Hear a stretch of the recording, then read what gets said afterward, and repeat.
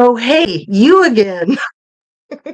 Just kidding. It's me. How are you guys? It is Friday, the 29th of September, and I'm just feeling a little bit pressured, but I really wanted to get on to a live with my folks here anyway, despite feeling pressured. So there's so much going on. Please hit your like button if you feel like it. And share, subscribe, turn on your notification bell if you feel like doing that too. Um, I'm all alone. So sad. I love that you guys just come in when you're ready and that I can start when I'm ready. Casey the cat, hey there. Thank you for saying hi. And I first want to announce the winner of the um, contest yesterday. A one-way street won the earrings and necklace. So I'm excited to get that sent off in the mail and then do another one. So I'm having fun with it. I hope you guys are too. Hi, Mark. Casey and the Sunshine Band is here. That's awesome. Didn't you love them? Oh my goodness. Seriously. David Cassidy, Sean Cassidy. Um, yeah, you guys know I have way too many connections with way too many people that you wouldn't even believe me if I told you, but I'll go ahead and tell you since I said all that. Sean Cassidy was dating my next door neighbor who was a model. She was 16 at the time. I think Sean was like maybe 18. When his father died in the fire, remember his father was smoking a cigarette. So we were living in Beverly Hills, which is one reason why I love that song by Weezer, Beverly Hills. And I love that movie, The Slums of Beverly Hills, because it just is hilarious. Anyway, so Casey and the Sunshine Band, it all just comes flooding back. This is why I'm like so distractible and I'm like something shiny because a lot of times I just keep that crap to myself because it's kind of immaterial. And it used to be that people would always ask me, like, well, who did you know? Who did you know? And I'd just be like, I don't know, nobody. And then when I'd tell little stories, they'd be like, "Yeah, right. I don't believe you." And I've told you guys this before. I'd be like, if I was gonna lie, I'd tell you I was dating Mick Jagger. Come on, give me a break. I wouldn't be telling you these like little random connections with people that aren't even that famous. But it's neither here nor there. People are people. That's my point. And, it's interesting and I know it can be fun sometimes, but really, ultimately, I honestly feel like it's kind of stupid. So, fame and fortune are not what they're cracked up to be. Ask anybody who's experienced it themselves or has been close with people who've experienced it. Or, I think for a lot of us, we have that as like an ideal until we get older and learn that that's really a pile of crap. It's nothing meaningful. What's meaningful is being true to yourself, being true to your family, and being true to your YouTube true crime community, right? I do love you guys so much. They were nice. That's the one with the wooden circle, really nice. Hey, Pixie Knickers. You guys, if you were here yesterday, Pixie Knickers said her picture is not pretty. That girl's not being straightforth and forthcoming and forthright. She's gorgeous, absolutely gorgeous. So you crack me up, girl. And I love your little fairy and the mushroom and the butterfly. Um, Casey and the cat, pixie dust knickers. Oh, you guys are so fun. Be true to your dog. Exactly. I mean, dog is God spelled backwards. We all know that. And cats rule too.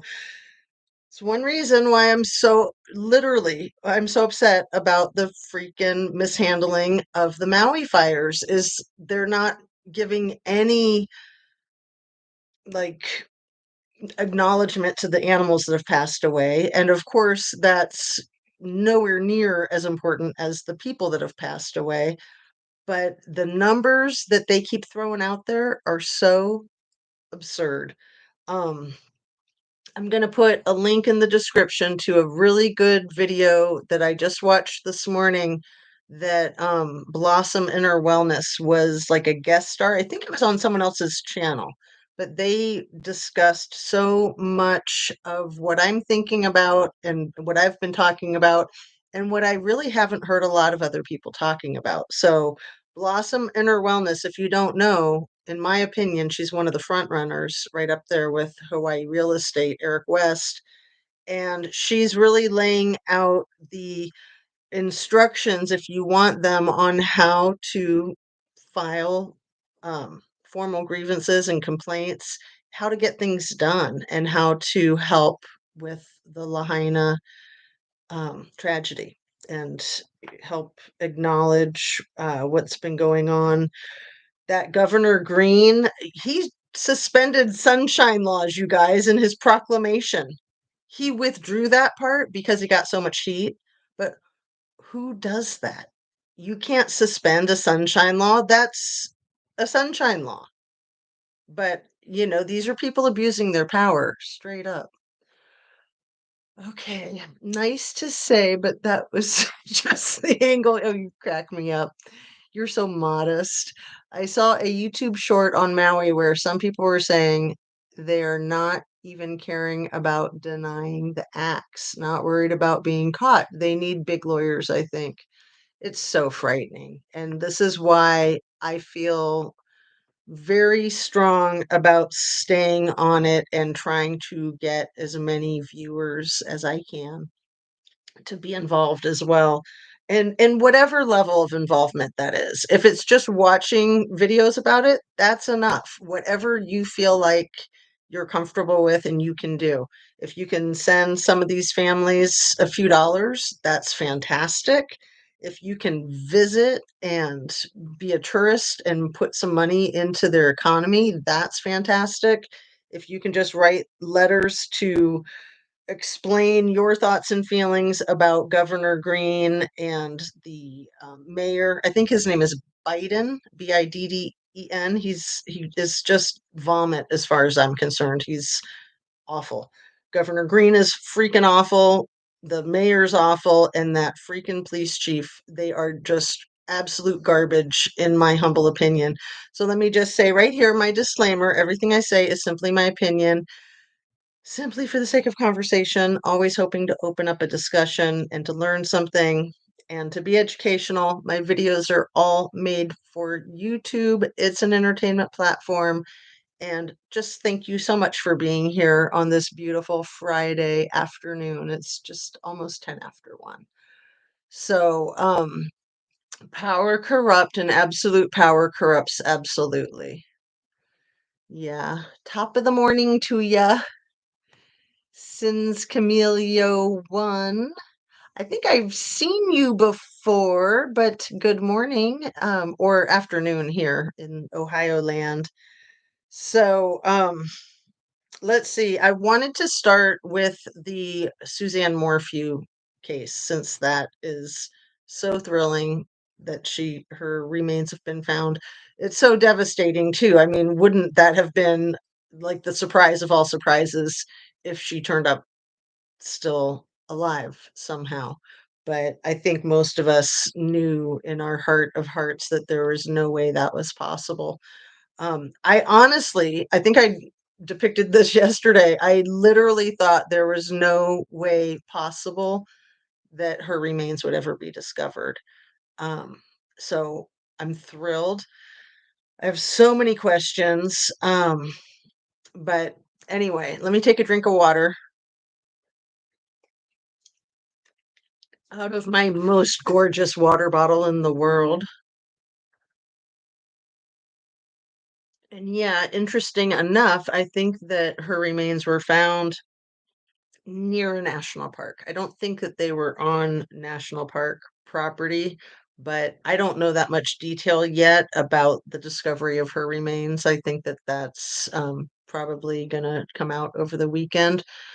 I've seen Tyson Draper just put up a post about it about a half an hour ago. I saw it right before he came on live. And he's doing a live tonight at 9 o'clock, you guys. I don't know which time zone he's in. He's probably in Arizona. So That might be what, like 11 o'clock on East Coast time. But whatever it is, I know Ara's planning a live tonight at 8 o'clock, and I want to be in both of those lives. I'm a huge supporter of Tyson Draper. I just feel like he's an absolute hero in the disappearance of Suzanne Morphew. When he made that body cam video that he does still have up on his channel, I just couldn't find it yesterday before my live, but I was able to find it after, and I put the link to it in my description. Um, and you guys have probably all seen that body cam video. And I mean, he just hit it out of the ballpark. He had a YouTube channel, I think, already.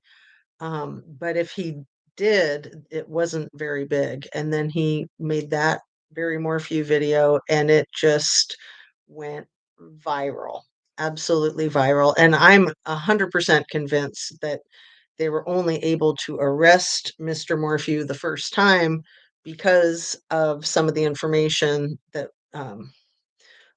came from that. So, anyway, I have rewatched the 48 hours that I also linked in my description from yesterday. And I wanted to start with where'd my phone go? Reading to you guys the where'd it go? Where'd it go? The obituary of Gene Moorman. So this is Suzanne Morphew's father, and it's so sad. Um, he passed away a few months after she disappeared, but I really want to say this.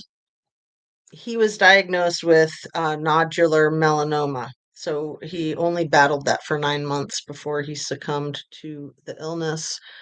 Um, and he died November 11th, 2020. But having been diagnosed then in February of 2020, he probably thought things couldn't get much worse. And lo and behold, in comes his freaking son-in-law, stage left, making everything a whole lot worse, making that melanoma diagnosis probably seem like not that bad. To to have your child be in peril or pass away before you. And sometimes the not knowing is the worst part. The not knowing is just tears people up. It's almost a relief when the remains are found, even though it's really bad news. Um, just to have some type of answer. So I don't want to get I don't want to fall behind either. Let's see. Her family is probably so grateful to have found her and give her a proper goodbye. 100%, 100%. I live in Ohio, and I almost went to some of their family public um, gatherings for Suzanne and her memory. And I try really hard not to go real life with any of the YouTube stuff, especially that when I thought about going to that was before I had my channel. But now that I have my channel, that I might be a little bit recognizable.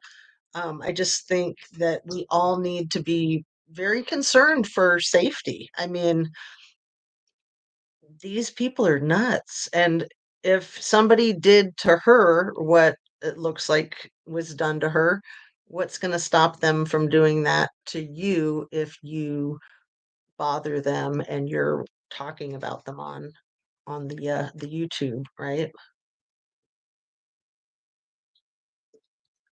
And sometimes they threaten, and it's illegal to threaten someone's life, but doesn't stop people from doing it, especially on YouTube. They think they can get away with it, and it's freaking nuts.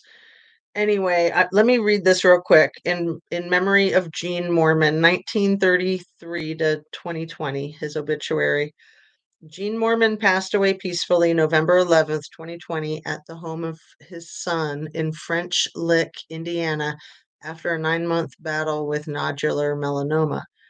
Gene was born April 13th, 1933, in Kokoma, Indiana.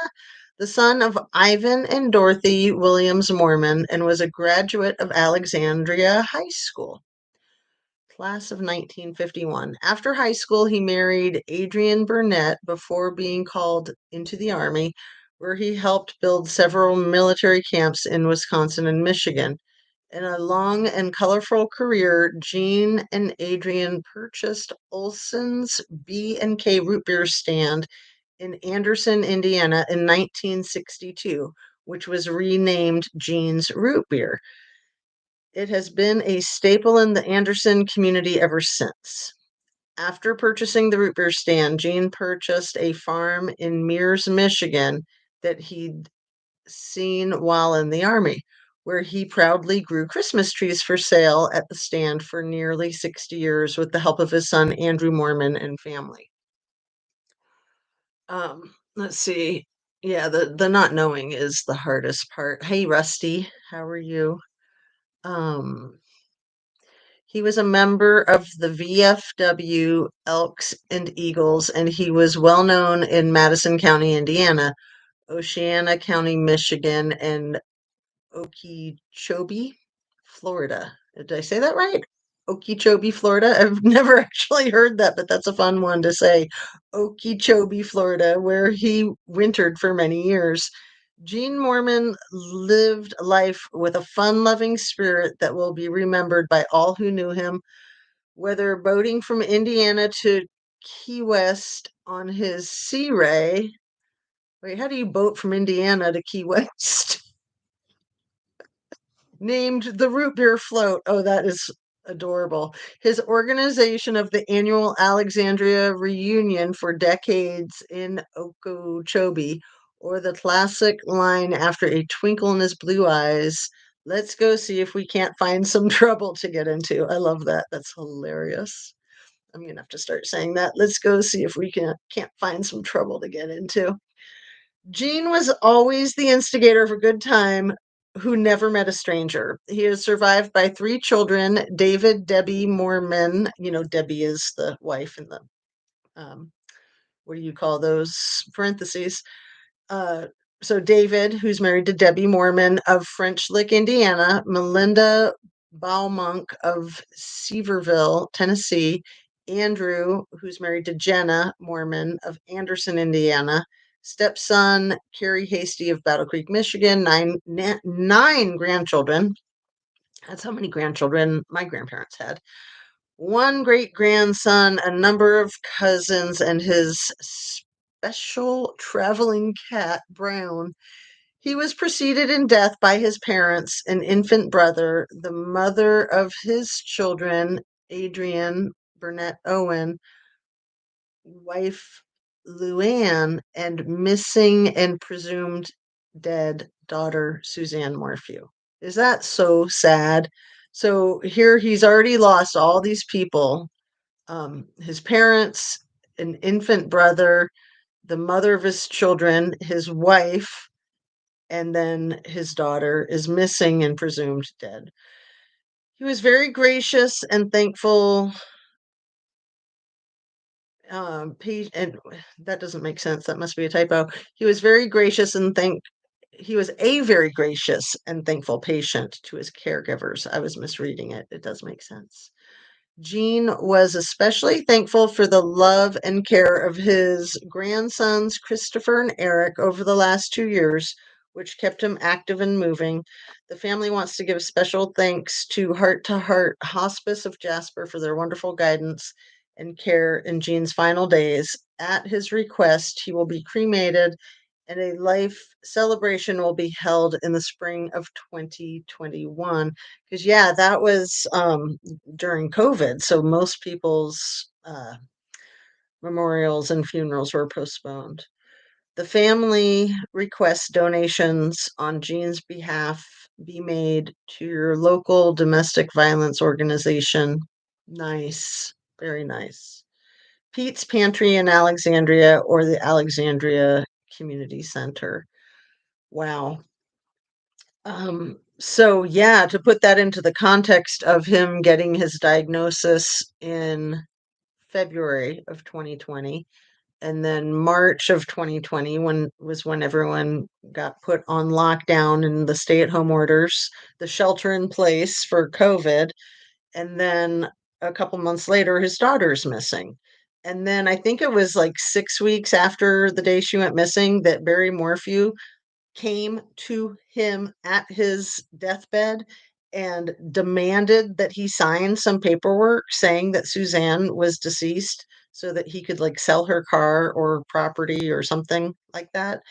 And I don't think Gene signed it. I think Gene spit in his eye, basically. But who on earth would do that to someone? So I mentioned yesterday that there was stress in the family over money and that Suzanne had a lot of money that she was inheriting, that she had already inherited from uh, other sources before her father passed away. But probably once he got that diagnosis, they know that they're going to inherit a lot of money. So then for her to be talking about divorcing him, there goes his cash cow. But if he can stay married to her and she's no more, then he still gets that money. It's always the freaking money. Disgusting. Where in Michigan? Um, let's see. What was the name of the root beer store again? The name of the root beer store, they changed it to Jeans, but it had a different name when they bought it. Let's see. Um, and yeah, that was one of the reasons why I was reading it to you guys. Uh, where'd it go? It's in here. It's not even that long, but I'm just not seeing it. Um, it was called Olson's B and K Root Beer Stand. When he bought it in 1962, he changed the name to Jean's Root Beer. And the farm was in Mears, Michigan. Mears, kind of like Sears. But I know that Barry and Suzanne owned property in Michigan too. So um, I don't know if that was separate or if it was part of that Christmas tree farm. I thought they were actually growing medicinal marijuana. I'm not 100% sure though. There's a lot of that up in Michigan. When we went on our family vacation up there last summer, I was kind of shocked. I didn't know that it was so prolific up there. There's dispensaries everywhere and billboards everywhere. And yeah, I think a lot of people own property in Michigan for growing just to cash in on the deal. Um, Battle Creek, Michigan, 20 minutes away from me. Aha. All right. So the I wanted to go over a little bit more of the story with Suzanne too, because I was really rusty on some of my facts. Like as you guys know, if you were here yesterday, I wasn't remembering Macy's name. So Macy and Mallory. Macy's the older one. Mallory's the younger one. Um, or no, the opposite.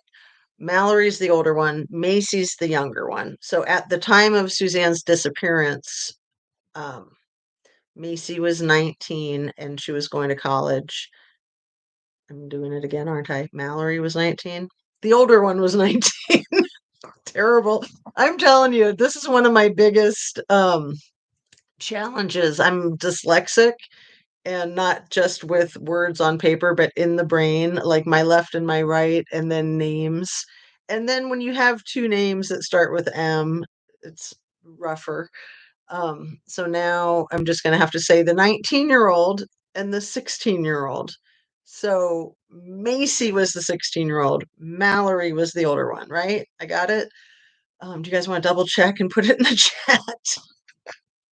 Sorry, that's such a pain. Anyway, So the 16-year-old that was living with her boyfriend, they did not mention that in the 48 hours. I thought that was funny because, um, people are going to be very judgy about that. And, I'm very protective with my children and with dating and that kind of thing. But I see nothing wrong with the choices that they made given the diagnosis and the recovery that Suzanne was going through. And also, who knows how much tension there was in the house with the marriage being um, not in a good place. And then with the older daughter being off at college, then the younger daughter is like right there in the thick of it. So they made the family decision for her to stay with her boyfriend and his parents in town. And I just think that, you've got to be flexible. Like I always say, it's good to have goals and standards, and it's good to be firm but flexible. So, when you've got a situation like cancer, and I was also putting all the pieces together as I was talking and remembering that she was diagnosed with her second round of cancer right before they moved to Colorado. So that is pretty nuts, in my opinion. Is it better if I don't have that red light? It's a little bit much. Maybe I can just block it some. There. Um, so for them to move to Colorado when she was, had her first cancer reoccurrence after battling it in her young adulthood. And like I had said, that was before they got married. So when they got married, she had won the battle against cancer. But I want to say that once you've battled cancer like that, that can sometimes compromise your ability to have children. So she was very fortunate that she was able to have two children. And, you know, what a horrible mess the whole situation was. So as their older daughter was getting ready to go to college in Colorado, they decided that they were going to move to Colorado. And having paid close attention to the Suzanne Morphew case from the get-go, I always thought that it seemed suspicious to me that they moved to that very, very remote area just 2 years before her husband allegedly may have ended her life. And Salida is not as small as I had quoted yesterday. I had completely misquoted. I was thinking like 2 to 300 people, but it's more like 6,000 people. So it's a very small town, but not nowhere near as small as what I was thinking. Maybe that was the size of their church because they were connected with a church in town that like they were very well connected with. And I think that the connections to that church was what took them to that specific area. And the whole nightmare of what had happened with her probably likely actually happened the day before Mother's Day. And then the whole Mother's Day thing again was conjured up to throw the timeline off. I remember that she had ordered food from her phone. Somebody had ordered food from her phone and paid for it with her credit card, um, I think over the phone, and then came in to pick it up on Saturday before Mother's Day. So it doesn't sound like that was necessarily her that did it. And it was either lunch or dinner. It might have actually been lunch. So, looking at all the digital evidence from her phone and Barry's phone and Barry's black box in his car, a lot of that is how law enforcement was able to put together a timeline that sounds like um, he texted her that he was coming home early on Saturday, that he had finished up, and there is question of whether she saw the text or not. She was she had also texted the man that she was having an affair with, um, back and forth. I think they had 56 texts that day on Saturday, which was a lot more than what they normally had. And, she took a selfie and sent it to him, which is the last proof of life. And whoa, something just fell. One sec. My blackout curtain, but I think it's fine. Anyway, yeah, the timeline then looks like this is where the chipmunk defense comes in. If you guys remember hearing about the chipmunk defense, that Barry's cell phone looks like he was um, chasing chipmunks around outside of his house, but law enforcement theorized that he was chasing Suzanne around outside of his house on their property, and that he said he was hunting chipmunks and he was shooting them.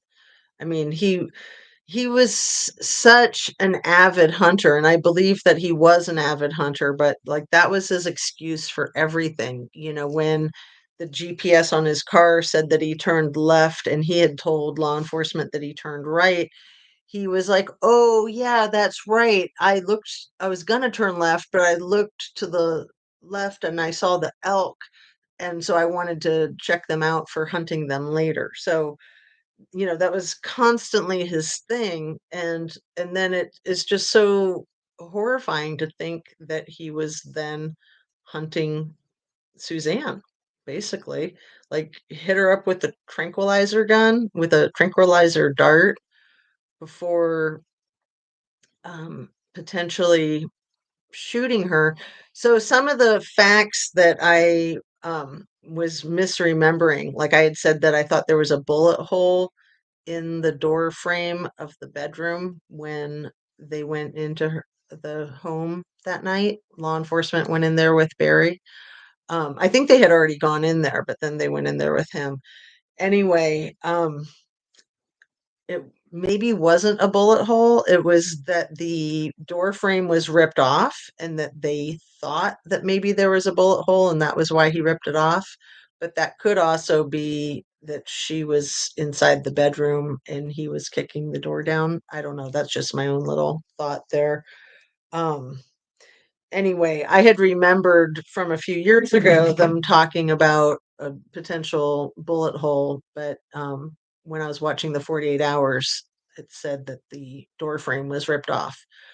And um, definitely the articles of hers that were in her car that she would have had with her on if she was in the middle of a big bike race was her hydration pack, kind of like if you know what a camelback is, it's like a big water system that you wear so that you can have a lot of water without having to stop and drink, but you just like have a long tube like a straw.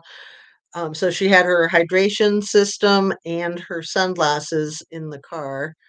And then it was her wallet with her ID and her credit cards that was in the Range Rover. So, the evidence just didn't align with the story that Mr. Morphew was telling. So he was making himself look very guilty from jump. And it took them a long time to arrest him. And then they made a very methodical decision to withdraw the charges before the trial started. And I think it was just like 9 days before the trial was starting that they decided to save it, basically, to put it on hold, hoping for a more solid case. So finding her remains is certainly a lot more solid. I mean, everyone knows it's a lot harder to convict someone of unaliving when you don't have the um, the person's remains. So It sounds like she was found in a shallow grave, you guys, which again, that's so crazy. I mean, he had access to like bulldozers and excavators and all kinds of stuff. Like I really thought that she was not going to be found. So I'm just so surprised and so happy that she is found. I can't imagine what her siblings are doing. She has a sister and a couple of brothers. Her parents are both passed away. Her daughters, like, we've all wondered what is going through these girls' heads with standing by their dad. And, um, for all we know, they are 100% believing him and will stand by him still. Or it could be that they are afraid of him and that they see what he potentially did to their mother. And so they're trying to just basically stay in a safety zone, or that whole thing with Stockholm syndrome, that's very real also.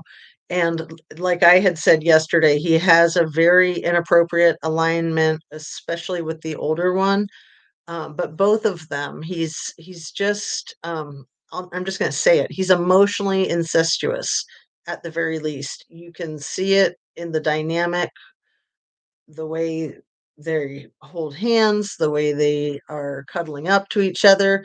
There's photographs from before all this tragedy happened that are just not right, where he's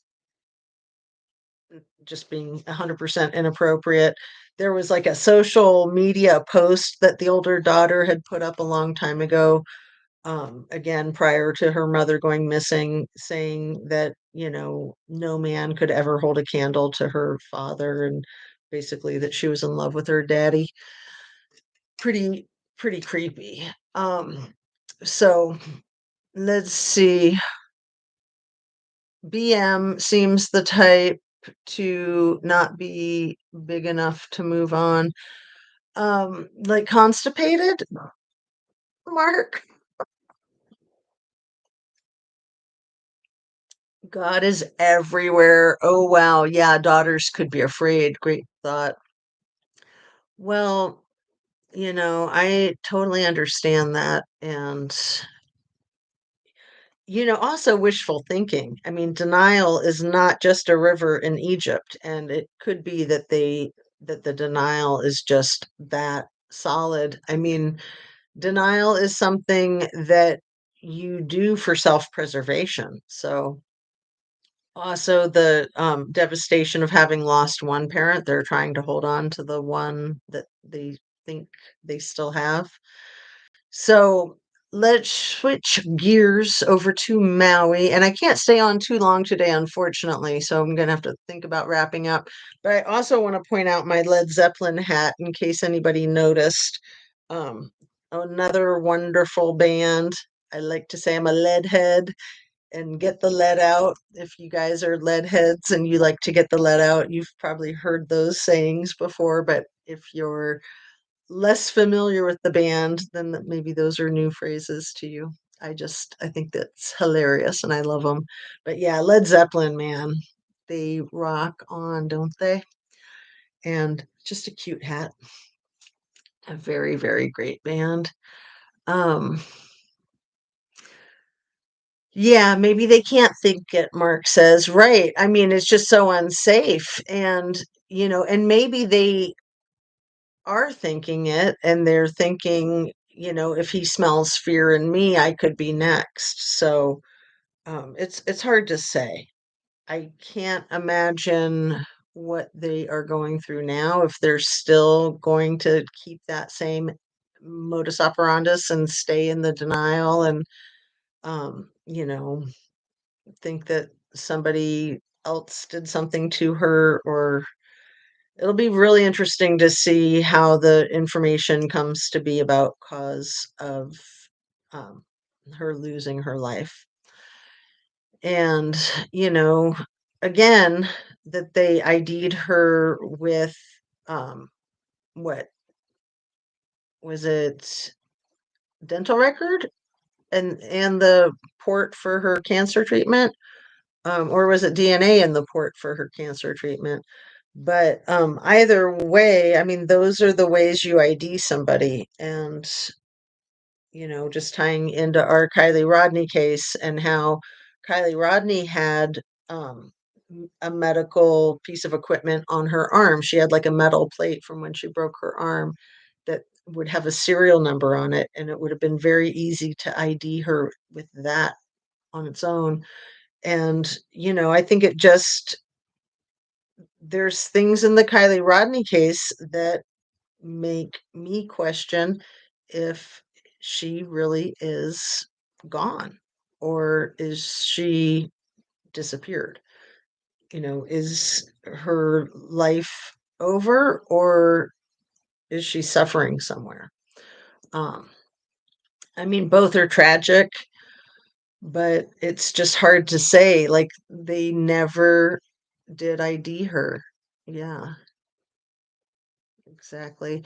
So Shan did a really good live last night. I caught most of it, not all of it, but man, she just keeps hammering away. You guys, Squirrels on Fire, just and she's probably listening in the background. She said she was going to be too busy to be in the chat, but that she'd be listening. But if you can type into the chat, Shan, if you're in earshot, and if you want to say something about your live last night. And Mark says he watched it this morning. So I watched some of it last night, and then I watched some of it this morning. I was watching it live, and then I don't think I got to finish it yet today. And yeah, it was a really good one. As usual, she's always hitting them out of the ballpark. And just keep on asking the questions, and, why? Why is law enforcement, why have they chosen all along to either turn a blind eye or be complicit with it, with the whole thing? It's just nuts. But one of the points she was really hitting home is that law enforcement was choosing to say that they were incompetent and that they didn't find her when she was in there, instead of the more likely scenario, which is that she wasn't in there when they were looking, or they knew she was in there and they were pretending that she wasn't in there in the water. So, this is why I always say that incompetence is just as vile as the nefarious corruption, because the end result is still the same. I mean, it's the intention, I think, is important. So if it's unintentional, it's still devastating. If it's intentional, yeah, it is more vile and evil. But when these people that have the ability to do their job and they choose to be corrupt, and then they try to cover it up by saying, oh no, I'm just a doofus. I'm just a buffoon. I just don't know what I'm doing. It's disgusting. It's so despicable. Um, Fake incompetence, lies, FBI was there. Yep, 100%. And yeah, Shan's doing such a great job too of pulling up all these other cases from the area over the years and comparing them, or like the Kristen Smart case and comparing that. I mean, it is very, very interesting to see all of the cases in Placer County and Nevada County that are so similar to Kylie Rodney's case. And this is why it's so important to call this crap out. It's not just for Kylie, but it's to also prevent more of the same. Hey, harsh one, Shelley, true crime in nature. So yeah, I want to switch gears over to Maui. One of the things that is so insane about the Lahaina fires This is so crazy, you guys, and you probably have caught this if you're paying attention to those, all the videos that people are making about Maui, but it's not that many people that are covering it. But FEMA told the school staff, the teachers, that they were not qualified to call parents and inquire about where their kids were. Allegedly, the school staff and the teachers were also instructed not to do roll calls, you guys. It's so hideous. It's so hideous. So the show that I was watching that Blossom and Her Wellness was on this radio interview, both of these women are in the same camp that I am, thinking that there's about 1,000 victims of the fire that are not being mentioned. And that number, I meant to look it up on, but my phone fell, so I can't really grab it. That number that they keep sticking with of 97, I'm telling you, it's because of that fire at the bar in Rhode Island where either 96 people died or 98 people died. And it's just so weird that they keep sticking on that number 97 because remember a couple weeks ago they were saying that they had like 115 victims, but then they started like consolidating the body bags and the numbers were settling. Like is freaking crazy, but I think that they are being very manipulative and intentional about trying to not be labeled as the highest number of casualties in a fire event in modern history. I mean, there's just so much science and know-how that goes into firefighting that all of the really tragic high count of fatalities in fires is like 100 years ago because we know things that we didn't know. People know how to study fires better. Um, transportation with the fire trucks and with the water. The whole thing with the water in Lahaina and how the water was shut off before the power was shut off and then the cell phones were basically shut down, like the cell phone towers were not operative. People could still get texts, which is very important because the authorities didn't send out any texts saying that there were problems. Another huge red flag with the intention of this whole thing was Governor Green going to the UN meeting saying that this hurricane fire that took these lives, the 97, that it all happened in 17 or 18 minutes. And that's just freaking nuts. It happened over the course of an entire day from like 2 in the morning when the power lines were first allegedly downed by trees until like late that night. So, you know, well over 12 hours. Why he's pulling that number of minutes seems to me so that he can try to explain of why there was the lack of proper action because it just happened so fast they couldn't do anything. When it's like, no, it was multiple fires. It was multiple fires.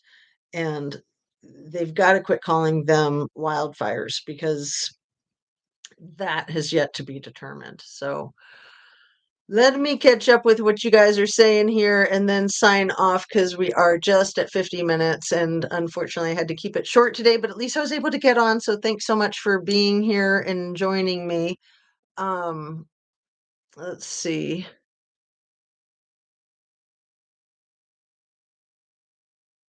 Driving video. Mark Molina says, "Hey, harsh one, your driving video. Hope you're doing good."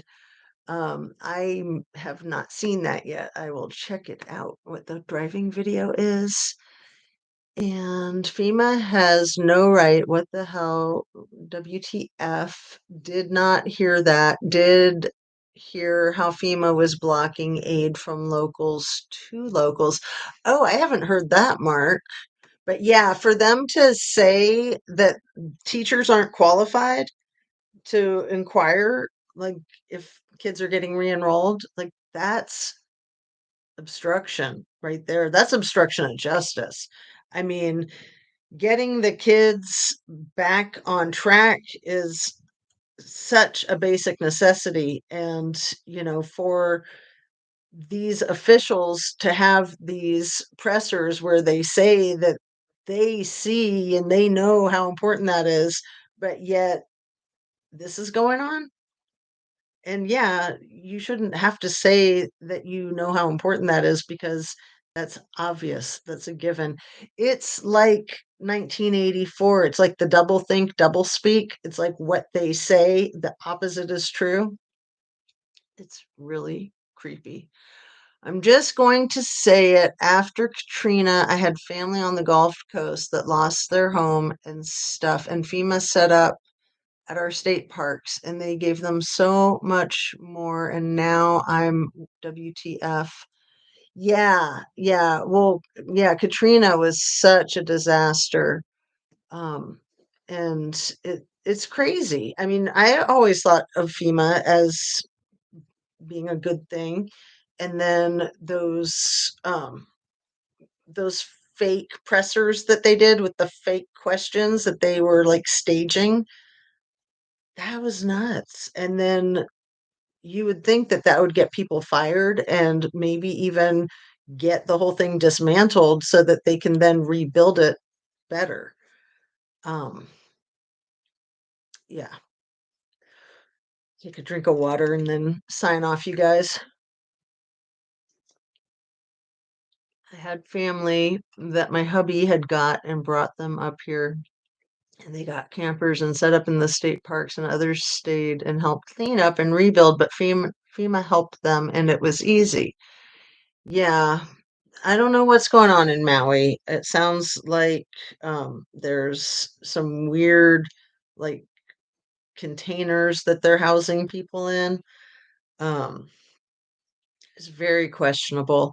The whole thing with the government wanting artificial intelligence to help them govern the area, that is creepy AF. Talk about 1984. Um, but yeah, it really sounds like they were trying to wipe out the area so that they could build their smart city. And it's insane. I mean, it's so crazy that it seems impossible, right? Um, and I think it's easy for people to put the blinders on. You would much rather think that that's just a whacked out conspiracy theory than the alternative, which is that these people are beyond crazy and think they can get away with this stuff. Um, and it seems to me like they almost did, or that they still could. That's why I think it's so important that we stay focused on it. Um, Anyway, I'm going to sign off. And oh, Pixie Knickers, thanks for another wonderful live. I hope you and chat has an awesome day. Well, thanks so much, you guys. Thanks everybody for being here. Um, I hope you have a great weekend. I hope you have a great afternoon and that you can get some exercise and fresh air, sunshine, relaxation, being productive if that's your thing, staying hydrated and well nourished, and most of all, just be yourself, be kind, kind to yourself, kind to others. And happy Friday. Thanks for modding, Mark, and thanks everybody for being here. Hey, Susan, I'll highlight you as I sign off and say goodbye. And let's see, do my little thumb again. Please hit your like button on the way out if you haven't yet. And hit your subscribe, ring your notification bell, and share the video if you'd like. Um, too many took advantage of the situation, and lots didn't really need that FEMA help, but because they were on the Gulf Coast, they got money for the loss of others, and it's pissed me off because I know not. Yikes. And I heard something really weird in the video that I'm gonna put the link in the description, the video that I keep talking about with Blossom and her wellness and the interview that she was doing on the radio. They said something about the toxins that were spilled in East Palestine, Ohio, that they were set on fire. I had not heard that part. Have you guys heard that? I know that Squirrel Tribe and Squirrels on Fire have both been really focused on the East Palestine. I had not caught the part about them setting the toxins on fire. That's just nuts.